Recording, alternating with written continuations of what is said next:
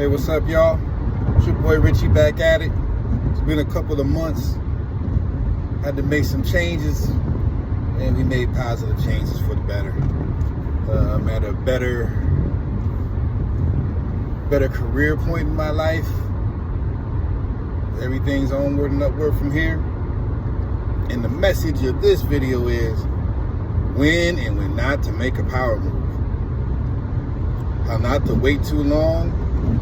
How to move when it's just right. And when not to move too quick. I try to give everybody a fair shake. So at the different places where I worked at or relationships I've been in, I don't rush the judgment. I give people enough rope to hang themselves, or not so much even hang themselves, reveal themselves for what they truly are. I went to another job out in Virginia. Great people. Some of the best people I've ever met in the car business. But the ends weren't meeting. Let's put it that way. It was okay job. I had carte blanche. I could do what I wanted to do. If I had to come in late, leave early. They didn't care. They were happy to have me.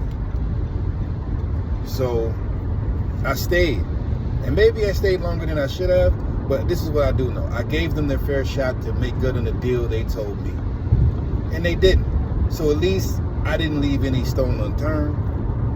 I fulfilled my end of the bargain. And I gave them the best of me. I just didn't get the best of the paycheck. And that's what it all really comes down to, feeding the family. I need the best of your paycheck if you're going to get the best of me. So I moved over, and now I'm at a nice Highline dealership. I sell fancy European cars now. And let me tell you something, man. The hours, definitely better. Oh my God. When you go to Highline, depending on how far you live, I got a little bit of a hike. You know, I'm driving like 45 minutes to work, sometimes an hour if the traffic is bad and I'm going through the DMV. Traffic can get pretty bad here. The hours are definitely better. I get out at reasonable human hours. A long day for me. I'm still out earlier than a lot of my friends who are also salesmen. The gross and the deals are there. I mean, like, wow. Like, I started noticing a change, especially as this market adjusted. And the interest rates went up, and the car prices this kind of flatline to where they are just now. Still expensive, but they're not rising anymore. And people are being more patient. I had the foresight, you know, to ask God, like, hey, what should I do next? And he said, hey, go in the Highline. Go get some real money. Go deal with some different kind of clients and different kind of financial positions, which is a real big deal because, you know, a lot of my clients tend to float above the average. They tend to float above what a market would bear in some cases. These people are millionaires several times over.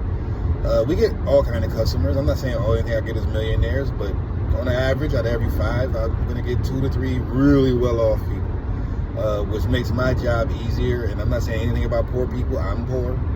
I'm not rich by any means. I work every day. I get up and I'm there on time. But it just makes my life easier, you know, dealing with people who say, hey, I know what I want. I got a check here and let's just do it. That's easier for me, especially not having to work about back-end money. I don't get any back-end money. Everything's on the front. So, hey, if somebody comes in with a cashier's check, you know what I'm saying, for $150,000, it just is what it is, man. I just take it in stride and I'm happy and I feel blessed. And I feel like because I gave everybody a fair shot, God blessed me to be able to have the position that I hold right now. I mean, this is a pretty good gig. Of course, I'd love to work for myself, but, you know, when we're here and we're in the grind, you do what you got to do, and there's worse jobs I can have. I dug ditches. I cleaned toilets.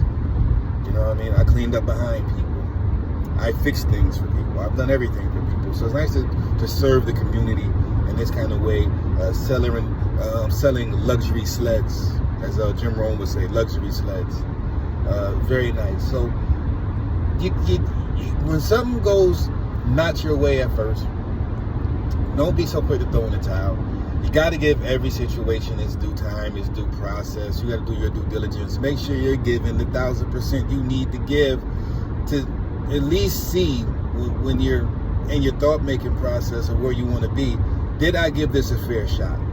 And if you could say yes, I gave this a fair shot for a good enough amount of time. I gave him 6 months, 7 months, a year, 2 years of my time, whatever your timeline is to see the fruits of your labor, then it's good to go. Now, another thing I've done when I was a kitchen manager, I've waited in a place too long. I was a kitchen manager for 8 years at a place that I probably should have left in 3 or 4. I probably slowed down a good part of my 30s because I fell in love with the people at the job. My line cooks, the waitresses, the servers, the other managers that were managing there with me, and we held that spot down. And you know what? I loved it, and I loved it a little too much to the point where if I had left a couple of years earlier, I will already be where I am now or further along.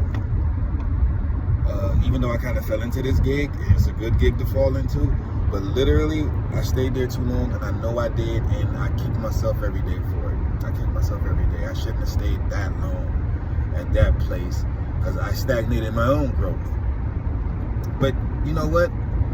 In the big grand scheme of things, my philosophy is this: God puts you where you need to be. He puts you where He wants you. He's never late. He's always on time. So maybe in my plans it wasn't right, but you know, in the grander scheme of God's design, the large picture, hey man, maybe I needed to go through all of that to get here. Maybe you do too. Maybe you need to go through all of that to get there. You understand what I'm saying? Maybe you need that pain. Maybe you need that frustration. How would you know lightness if it wasn't for dark? How would you know happiness if it wasn't for pain? How would you know relaxation and peace if not for the struggle? So, you know, not saying everything's sunshine and roses. I still have daily challenges. Today was a challenging day. I had 3 customers coming all at the same time, all with issues on 3 totally different cars. An EV, a luxury older car, and a really nice new car. So I went across the whole spectrum, and everybody had problems. You know what I did? I put my feet down on the ground and started walking and doing the fucking work. Because if you're not willing to do the work, you can complain all the fuck you want. Leaving too early, leaving too late, staying too long, whatever the fuck. If you're not doing the work, you can't complain. But if you know in your heart, you can look in the mirror every day, you wake up in the morning and know, like, yo, I'm going to give him my all. They're going to get all my energy. By the end of the day, I'm going to be tired.